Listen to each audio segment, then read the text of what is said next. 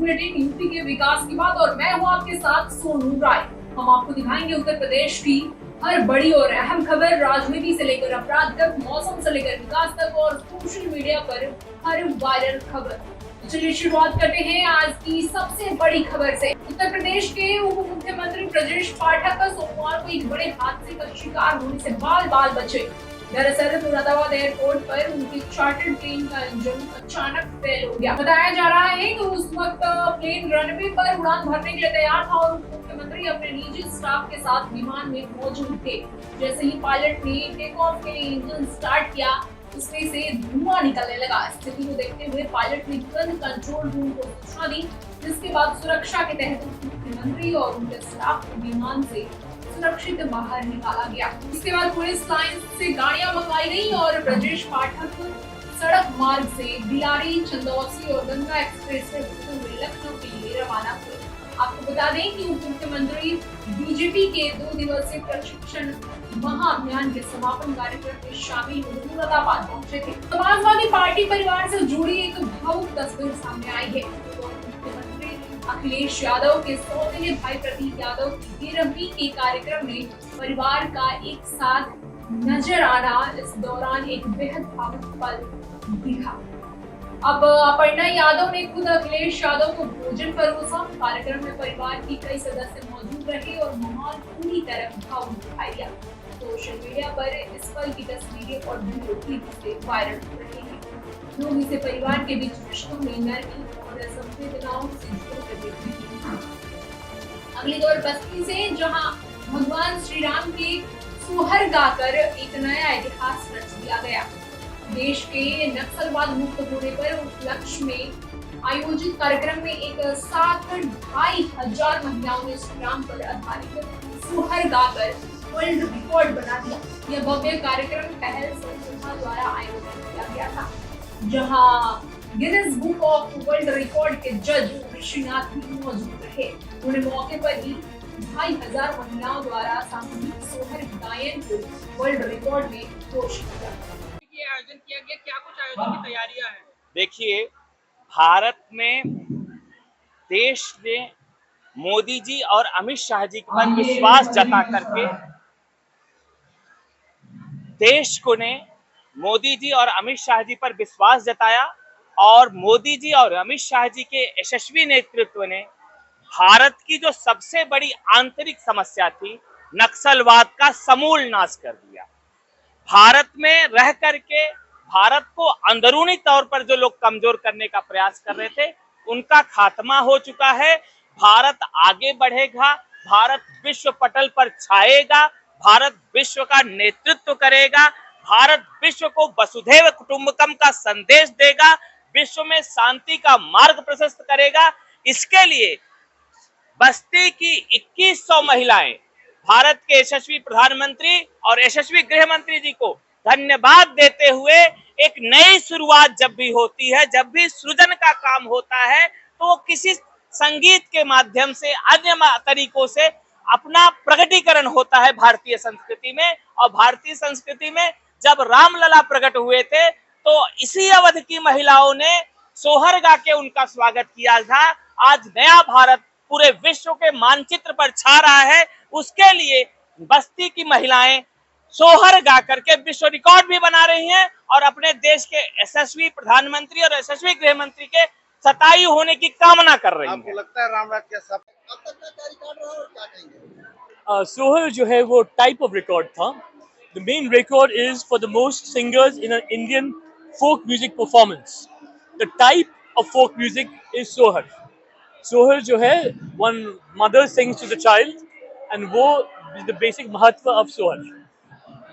Minimum जो record requirement है वो है 250 पार्टिसिपेंट्स इन पे गा रहे। अगर इस सोहर को एक साथ गाए जाए तो ये नया गिनीज वर्ल्ड रिकॉर्ड बनेगा।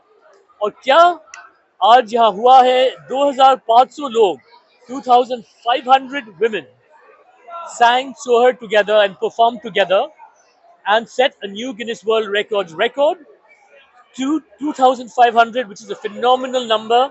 And I would like to say congratulations to Mr. Manish Mishra and Pahal Social Welfare and Educational Society on achieving this wonderful record here in Basti, Uttar Pradesh, India on May 25th, 2026. Thank you very much. चुनाव से एक बेहद दुख भरी खबर सामने आ रही है। लखनऊ आगरा एक्सप्रेसवे पर मंगलवार सुबह एक बड़ा हादसा हो गया, जहां एक डबल डेकर एसी बस अनियंत्रित होकर पलट गई। बताया जा रहा है कि दिल्ली से बिहार जा रही बस में करीब 30 यात्री सवार थे। दर्दनाक हादसे में एक दरोगा, एक कैदी समेत 6 लोगों की मौत हो गई है, जबकि 3 पुलिसकर्मियों समेत 15 लोग घायल बताए जा रहे हैं। अचानक ड्राइवर ने नियंत्रण खो दिया और बस डिवाइडर से टकराकर पलट गई। हादसा इतना भयानक था कि बस रेलिंग पर लटक गई और कई यात्री खिड़कियों से नीचे जा गिरे। घटना में एक यात्री का पैर कटकर अलग हो गया। मौके पर चिंता मच गई। दिनांक 26/5/2026 को समय करीब सुबह 5 बजे थाना औराज क्षेत्रांतर्गत लखनऊ आगरा एक्सप्रेसवे के किलोमीटर संख्या 262 पर एक प्राइवेट बस अनियंत्रित होकर पलट गई, जिसमें मौके पर 5 लोगों की मृत्यु हो गई व एक व्यक्ति की मृत्यु उपचार के दौरान हो गई। करीब 20 लोग घायल हुए, जिनको हायर सेंटर लखनऊ रेफ़र कराया गया है। मौके पर पुलिस बल मौजूद है, यातायात सामान्य है। उत्तर प्रदेश में एक बार फिर पोस्टर वॉर तेज होते दिखाई दे रहा है। इस बार 2014 के चर्चित बदायूं कांड को लेकर राजनीतिक हमला बोला गया है। प्रदेश के बदायूं, नोएडा, गाजियाबाद, लखनऊ, हरदोई, कानपुर, शाहजहांपुर, कन्नौज, उन्नाव और कानपुर देहात समेत कई जिलों में बड़े बड़े होर्डिंग लगाए गए हैं। इन होर्डिंग में बदायूं डबल रेप और हत्याकांड का जिक्र करते हुए तत्कालीन अखिलेश सरकार पर निशाना साधा गया है। पोस्टरों में दावा किया गया है कि घटना के सभी आरोपी यादव समाज से थे, जबकि मृतक लड़कियां शाक्य समाज की थी। 2014 के बदायूं कांड के 12 साल पूरे होने पर भी इस पोस्टर वॉर ने प्रदेश की सियासत को फिर से गरमा दिया है। फिलहाल इन होर्डिंग्स को लेकर राजनीतिक गलियारों में बयानबाजी तेज होती दिख रही है।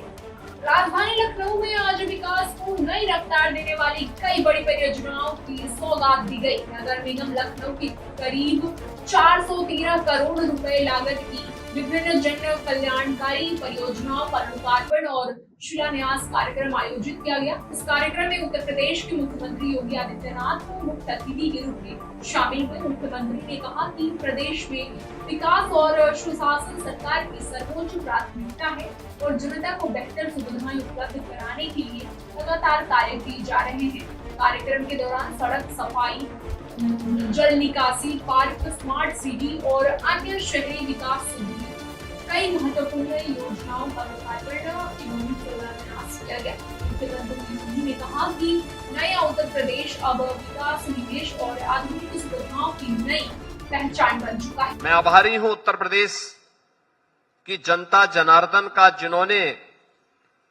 पहली बार उत्तर प्रदेश के इतिहास में 17 नगर निगम में चुनाव हुए थे और 17 की 17 नगर निगम की सीट उन्होंने भारतीय जनता पार्टी के पक्ष में डाली थी। सभी 17 नगर निगम में भारतीय जनता पार्टी का अपना पूरा बोर्ड बना और उसी का परिणाम है कि नगर निगम ने इन 3 वर्ष में कुछ प्रतिमान भी स्थापित किए। विकास कैसे होना चाहिए उसका मॉडल बनाने का प्रयास, स्वच्छता कैसे होनी चाहिए उसके कुछ मॉडल देने के कार्य किए। हम मानते हैं कि जितना होना चाहिए था हम नहीं उसको प्राप्त कर पाए, लेकिन पिछली सरकारों के गड्ढों को, उनके पापों के गड्ढों को भरने, उनके भ्रष्टाचार के कूड़ेदान को साफ करने में भी हमें समय लगा है और आज उसका परिणाम है कि स्वच्छता रैंकिंग में लखनऊ नगर निगम को देश के अंदर 3रा स्थान प्राप्त होता है। अपने आप में एक बड़ी उपलब्धि है, लेकिन इसे नंबर 1 पर लेके आना है। कानपुर में जनगणना ड्यूटी को लेकर राज्य कर्मचारी संयुक्त परिषद में भारी आक्रोश देखने को मिल रहा है। परिषद ने जिलाधिकारी को पत्र लिखकर मामले में कार्रवाई की मांग की है। परिषद के अध्यक्ष का आरोप है कि ड्यूटी में लगे कुछ चहेते कर्मचारियों को बीमारी का हवाला देकर हटाया जा रहा है, जबकि उनकी जगह नए नाम जोड़े जा रहे हैं। वहीं परिषद के मंत्री ने नगर निगम के कुछ अधिकारियों पर गंभीर आरोप लगाते हुए कहा कि ड्यूटी हटाने के नाम पर वसूली की जा रही है। उन्होंने यह भी आरोप लगाया कि फर्जी मेडिकल रिपोर्ट के आधार पर पसंदीदा कर्मचारियों की ड्यूटी हटाई जा रही है। बहराइच जिले में जंगली जानवरों का आतंक लगातार बढ़ता जा रहा है। अब एक और दर्दनाक घटना सामने आई है, जहां मासूम बच्ची अज्ञात जंगली जानवर के हमले का शिकार हुई। अरीसा नदी किनारे बकरियां चराने गई थी, तभी अचानक एक जंगली जानवर ने उस पर हमला कर दिया। ग्रामीणों का अंदेशा है कि हमला भेड़िए या सियार ने किया है। हमले में बच्ची के चेहरे, सिर और गाल पर गंभीर चोटें आई हैं, साथ ही उसके दांत टूट गए। मौके पर मौजूद लोगों ने शोर मचाकर किसी तरह बच्ची को जानवर के चंगुल से बचाया। घायल बच्ची को अस्पताल में भर्ती कराया गया, जहां उसका इलाज जारी है। फातिमा हमारी लड़की। क्या नाम है? अल्फिसा। क्या हुआ? किसने हमला किया? कैसे क्या हुआ? हमला किया, चाहे सिर काटा हुआ चाहे बेड़ा। ये कहाँ गई थी? ये गई तो अरे टंगनहिया तलवा पर, तो मैं काटी से। क्या करने गई थी? बकरी चरावे। अच्छा, फिर कैसे बची? वहाँ भैंस चरावत रहे सब लोग, तो उन्हें देखी तो इनका बचा ही नहीं। तो वहाँ के लोगों ने क्या बताया कौन सा जानवर है? वो हमका यूँ ना बताई नहीं कि शेर है कि बड़ा है, मतलब यही दो जानवर में के चाह जंगल। कहाँ कहाँ काटा है? या काटी से, मुंह पर काटी से, दांत भी तो टूट गए हैं, या कनपटा काटी से। और भी किसी को काटा कि इसी को काटा? खाली इसी को काटा है। बागपत में चंद्रपाल कश्यप हत्याकांड को लेकर माहौल तनावपूर्ण होता जा रहा है। ग्रामीणों ने शव का अंतिम संस्कार करने से इनकार करते हुए जमकर हंगामा काटा। ग्रामीण मृतक की पत्नी को सरकारी नौकरी और 50 लाख रुपए मुआवजा देने की मांग पर अड़े रहे। पोस्टमार्टम के बाद जैसे ही चंद्रपाल कश्यप का शव रेलगाड़ी गांव पहुंचा, तो सारे ग्रामीण दिल्ली देहरादून इकोनॉमिक कॉरिडोर पर चढ़ गए और जाम लगा दिया। अचानक हुए इस प्रदर्शन से पुलिस प्रशासन भड़कम पहुंच गया। मौके पर कई थानों की पुलिस फोर्स तैनात करनी पड़ी। चर्चित ट्विशा शर्मा मौत मामले में अब सीबीआई ने जांच तेज कर दी है। मामले में कई सवालों की लंबी सूची तैयार की गई है, जिन पर जांच एजेंसी लगातार काम कर रही है। सीबीआई ने एक दिन पहले ही इस मामले में एफआईआर दर्ज की थी, जिसके बाद अब जांच का दायरा और भी बढ़ गया है। जानकारी के मुताबिक सीबीआई अधिकारियों ने ट्विशा के साथ गिरिबाला सिंह से पूछताछ की है। वहीं इससे पहले पुलिस की टीम ट्विशा के पति समर्थ सिंह को लेकर उनके घर पहुंची, जहां पूरी क्राइम सीन को रिक्रिएट किया गया। जांच एजेंसियां घटना को जुड़े हर पहलू को बारीकी से खंगाल रही है। फिलहाल सीबीआई की एंट्री के बाद मामले में नए खुलासों की उम्मीद बढ़ती जा रही है। फिलहाल इस बुलेटिन में इतना ही। देश और प्रदेश की हर बड़ी खबर देखने के लिए देखते रहिए तहलका इंडिया।